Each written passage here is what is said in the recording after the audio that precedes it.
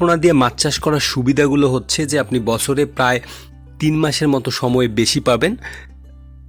অল্প জায়গায় আপনি বছরে 2 বারের মতো মাছ চাষ করতে পারবেন এবং সেই সাথে সাথে আপনি মাছ চাষ করে মোটামুটি একটা ভালো মানের প্রফিট কিন্তু এই পদ্ধতিতে করা সম্ভব। আসসালামু আলাইকুম দর্শক, বেকার টু এন্টারপ্রেনিউর চ্যানেলে আপনাদের স্বাগতম। চাষির অভিজ্ঞতা জানতে এবং মাছ চাষের তথ্যমূলক ভিডিও পেতে চ্যানেলটি সাবস্ক্রাইব করে আমাদের সঙ্গেই থাকুন। আমি এই ভিডিওর মাধ্যমে আপনাদের যে তথ্যটা দেওয়ার ট্রাই করছি সেটা হচ্ছে যে চাপের পোনা দিয়ে কিভাবে আমরা লাভজনক পদ্ধতিতে মাছটা চাষ করতে পারবো।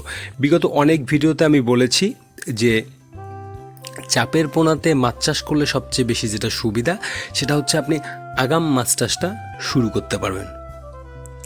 সেই সাথে সাথে আপনি মাছটাকে একটু বেশি সময় ধরে বড় করার সুযোগ পাচ্ছেন এবং বড় মাছের রেট বেশি। বিস্তারিত অনেকভাবে আমি বলেছি, কিন্তু এই পদ্ধতিটা আপনাদের বলার ট্রাই করছি। সেটা হচ্ছে যে চাপের পোনা দিয়ে আপনি কিভাবে আগাম মাছটা চাষ শুরু করছেন। চাপের পোনা যেহেতু বছরের একটা বছর ঘুরে যে পোনাগুলোকে পাই আমরা সেগুলোকেই মূলত চাপের পোনা বলি। তো চাপের পোনার যেটা সবচেয়ে ভালো সুবিধা সেটা হচ্ছে যে আপনি এই মাছটাকে যে কোনো পুকুরে আপনি যখন চাষের জন্য দিবেন তখন দ্রুত এই মাছটা সেটেল হয় বা খাদ্য গ্রহণ শুরু করে।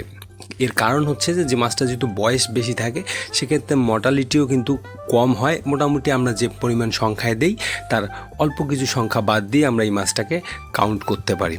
সেই সাথে সাথে এই মাছটার বৃদ্ধি হওয়ার পিছনে আরেকটা কারণ হচ্ছে যে আমরা জানি যে মাছের বৃদ্ধির জন্য পারিপার্শ্বিক কিছু অবস্থা অনেকটাই দায়ী। যেমন হচ্ছে যে আপনাকে অবশ্যই 28-30 ডিগ্রি সেলসিয়াস তাপমাত্রাটা থাকতে হবে।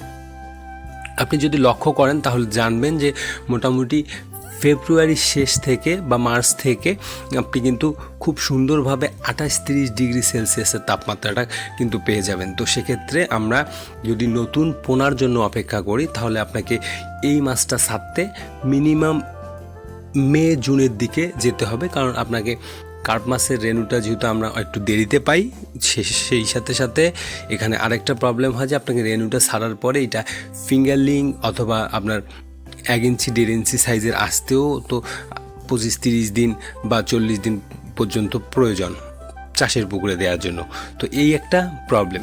আরেকটা সুবিধা হচ্ছে যে চাপের মাছের আরেকটা সুবিধা হচ্ছে যে আমরা যেহেতু বছরের 3 মাস সময় আমি অলরেডি বলেছি যে আগে পাই। সেটা কিভাবে পাই? সেটা হচ্ছে যে আমরা জানি যে জিনিসটা সেটা হচ্ছে যে ফেব্রুয়ারি মাঝামাঝি সময় থেকে মোটামুটি শীতের প্রকোপ একেবারেই কমে যায় বা একবারই কমে যায়। ডে বাই ডে কিন্তু টেম্পারেচারটা বৃদ্ধি হয়। আর আমরা সাথে সাথে এটাও জানি যে শীতের সময় বা শীতের শেষের দিকে কিন্তু কিছুটা সময় টেম্পারেচার খুব কম থাকলেও একটা সাডেন টাইমে কিন্তু টেম্পারেচার অনেক বেশি থাকে। ধরা যাক যে আপনি যদি দুপুরের দিকে টেম্পারেচারটা পরিমাপ করেন তাহলে দেখবেন এটা অনায়াসে কিন্তু 15, 16, 17 বা 22-এর দিকে থাকে। তো সেক্ষেত্রে যেটা হয় যে কার্প জাতীয় মাছের অনেক মাছই কিন্তু 4 ডিগ্রি সেলসিয়াস তাপমাত্রায়ও খাদ্য খায়, আবার অনেক মাছে কিন্তু 13-14 ডিগ্রি সেলসিয়াস 18 ডিগ্রি সেলসিয়াসের মধ্যে খাদ্য খায়। তো সেক্ষেত্রে দুপুরের আবহাওয়াটাতে কিন্তু এরা মোটামুটি সবাই খাদ্য গ্রহণ করতে পারে।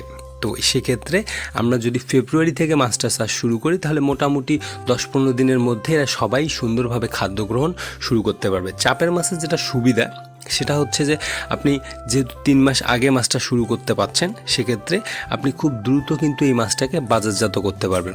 বিশেষ করে প্রান্তিক পর্যায়ের চাষির যারা আছে তারা কিন্তু এটাকে 3-4 মাসের মধ্যে কিন্তু সুন্দরভাবে সেল করা যায়। আমি আমাদের বিগত অনেকগুলো ভিডিওতে এই কথাটা বলেছি যে আপনি যদি কারেন্ট এই মুভমেন্টে এই সময়ের মাছের রেটটার কথা চিন্তা করেন বা আপনি যদি একজন দীর্ঘদিনের মাছ চাষি হয়ে থাকেন তাহলে যে জিনিসটা লক্ষ্য করলে আপনি জানবেন সেটা হচ্ছে যে এই ডিসেম্বর জানুয়ারি এই সময়টা মাছের রেটটা বা পোনার রেটটা যে পরিমাণ থাকে, বিশেষ করে ছোটো মাছের রেটটা যে পরিমাণ থাকে, এটা কিন্তু মোটামুটি 1-1.5 মাসের মধ্যে এটা প্রায় 20% 30% কিন্তু বৃদ্ধি পায়। এবং সেই সাথে সাথে এই 2025-এ এসে আমরা যে জিনিসটা বুঝতে পারছি সেটা হচ্ছে যেহেতু নেক্সট ফেব্রুয়ারির পরেই আপনার হচ্ছে যে আপনার ঈদের আপনার রমজানের ব্যাপারটা থাকবে। রমজানে অনেকেই আসলে মাংস বা এই জিনিসগুলোকে আসলে প্রিফার করে না। এর কারণ হচ্ছে তাদের অনেক ধরনের গ্যাসের প্রবলেম থাকে। তো সব কিছু মিলে তারা রোজা থাকার জন্য একটা বার কিন্তু মানে এক বেলা কিন্তু মাছটাকে খাওয়ার দিকটা খুব সুন্দরভাবে বিবেচনা করে বা এবং সেই সাথে সাথে আমি প্রান্তিক পর্যায়ের যারা পারচেস করে আমি তাদের দিকে লক্ষ্য করে যে জিনিসটা বুঝেছি সেটা হচ্ছে যে বিশেষ করে রমজানের দিকে এরা ট্রাই করে মোটামুটি এক বেলা অ্যাট লাস্ট খুব ভালো মানে ভালোভাবে খাদ্য গ্রহণ করতে বা প্রোটিন সমৃদ্ধ খাদ্য গ্রহণ করতে বা মাছ মাংস দিয়ে খেতে। তো সেক্ষেত্রে যে জিনিসটা হয় যে এই সময়টা কিন্তু মাছের রেটও খুব ভালো থাকে, আদার্স জিনিসপত্র রেটও বেশ ভালো থাকে, সেই সাথে সাথে মাছের রেটও কিন্তু ভালো থাকে। তো আপনি যদি এই সময় 4-5 হাজার টাকার মধ্যে পোনা কিনেন আর মোটামুটি 1.5 মাস 2 মাস পরে সেটা যদি 6,500 7,000-এর মধ্যে বিক্রি করেন তাহলে 1 মণ পোনাতে বা 1 মণ মাছে আপনাকে মোটামুটি 1,500 থেকে 3,000 টাকা যেমন প্রফিট হবে, সেই সাথে সাথে এই 1.5 মাস 2 মাসের মধ্যে মাছটা কিন্তু একটা ভালো লেভেলের বৃদ্ধিও পাবে। তো এই জন্যই আসলে মূলত এই পদ্ধতিটার কথা আমার বলা। এবং সেই সাথে সাথে আরও কিছু ভালো দিক আছে যেগুলো হচ্ছে মাছ কিন্তু দ্রুত বৃদ্ধি পায় এবং দ্রুত বৃদ্ধি পেলেও খাদ্য কিন্তু কম লাগে। আমি অলরেডি বলেছি যে চাপের মাছের অনেক ধরনের সুবিধা আছে, তার মধ্যে এই সুবিধাটা কিন্তু আমার কাছে মনে হয় বেশ ভালো। কারণ আপনি জানেন যে কার্প মাছের খাদ্য গ্রহণ পদ্ধতির মধ্যে যে জিনিসটা আমরা পরিলক্ষিত করি সেটা হচ্ছে এরকম যে বড় মাছ তুলনামূলক ছোটো মাছের চেয়ে কম খাদ্য খায়। কারণ আপনি যদি এই যে ইয়াগুলো শেয়ার করা হয় সেগুলোতে যদি আপনি লক্ষ্য করেন, যদি আপনার প্র্যাকটিক্যাল এক্সপিরিয়েন্স নাও থাকে তাও আপনি দেখলে বুঝবেন সেটা হচ্ছে ছোটো মাছকে আপনার তার বডি ওয়েটের বা 100 কেজির আপনার 7% 10% হারে খাদ্য দিতে বলতেছে এবং সেই সাথে সাথে বড় মাছকে 4% 5% 3% হারে কিন্তু খাদ্য দিতে বলতেছে। এর কারণেই হচ্ছে যে আপনার বড় মাছকে খাদ্য কম দিতে হবে।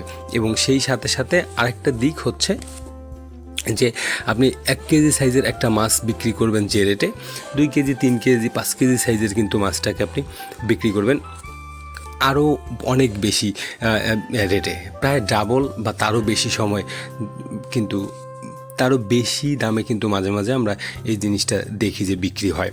তো এই দিকগুলো বিবেচনা করে আমরা কিন্তু খুব সুন্দরভাবে আমরা যদি এই চাপের মাছটা দিয়ে মাছ চাষ শুরু করি তাহলে কিন্তু বেশ ভালো একটা আমরা প্রফিট পেতে পারি। কারণ আমি যতটুকু জানি বা রাজশাহী অঞ্চলে আমি যে জিনিসটা দেখেছি সেটা হচ্ছে যে এনারা ডেফিনেটলি চাপের মাছ দিয়ে শুরু করে এবং সেটা অবশ্যই 2-3 বছরের মাছ, বিশেষ করে 2 বছর বয়সের পরেই তারা ছাড়ে এবং আমরা যে মাছগুলোকে নর্মালি বাজারে বিক্রি করি বা বড় মাছ হিসেবে বিক্রি করি, ওনারা আসলে ওই পোনাগুলোই বাজার থেকে মানে ওই পোনাগুলোই কিন্তু তারা কালেক্ট করে পুকুরে কিন্তু প্রয়োগ করে বা পুকুরে কিন্তু ছাড়ে।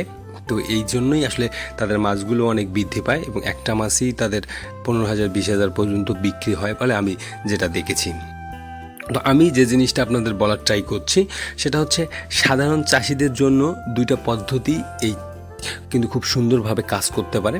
সেটা হচ্ছে যে আপনি যদি ফেব্রুয়ারি থেকে জুন পর্যন্ত চাপের পোনা দিয়ে মাছ চাষ করেন এবং সেই সাথে সাথে জুন জুলাইয়ের পর থেকে আপনি নতুন পোনা সুন্দরভাবে পাবেন, সেই নতুন পোনা দিয়ে নভেম্বর পর্যন্ত একটা স্লট নিতে পারেন। 4-5 মাসের এই স্লটটা কিন্তু আপনাকে বেশ হেল্প করতে পারে।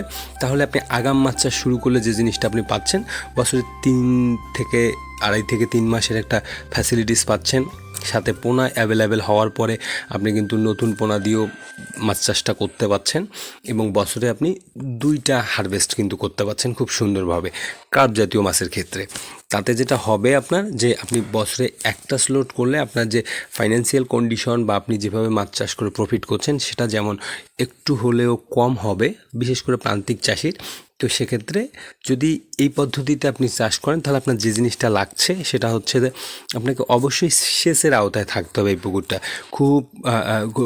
খুব ইজিলি যাতে সেচ আপনি দিতে পারেন, বিশেষ করে আপনার পুকুর পাড়ে মোটর বা মেশিন বা এই জাতীয় দিয়ে যদি আপনি খুব দ্রুত পুকুরে পানি দিতে পারেন। কারণ এখানে চাপের পোনা দিয়ে আগাম মাছ চাষের যেটা প্রতিবন্ধকতা সেটা হচ্ছে যে আপনাকে পুকুরে পানি ধরে রাখাটা।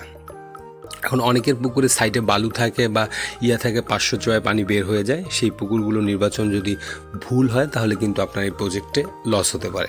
তো সেক্ষেত্রে পুকুরে যাতে পানি বের না হয়, আমরা মোটামুটি শীত শেষে এই ফাল্গুন চৈত্র মাসের দিকে বা ফেব্রুয়ারি মার্চ এপ্রিলের দিকে পর্যন্ত, বর্ষা আসার আগ পর্যন্ত সময়টা যাতে আপনার পুকুরে 3.5-4 ফিট পর্যন্ত পানি থাকে, কারণ এই সময় যে পরিমাণ টেম্পারেচার থাকে তাতে কিন্তু পানি গরম হয়ে মাছ যাতে আপনার মারা না যায় সেই দিকটাও আপনার বিবেচনা করতে হবে।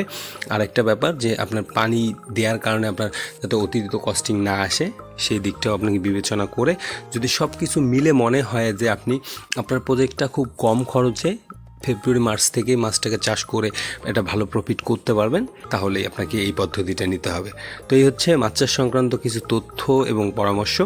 তারপরেও যদি কোনো ধরনের তথ্য বা পরামর্শ জানার বা জানানোর থাকে তাহলে কমেন্টে উল্লেখ করুন। ভিডিওটা আজকে এখানেই শেষ করছি।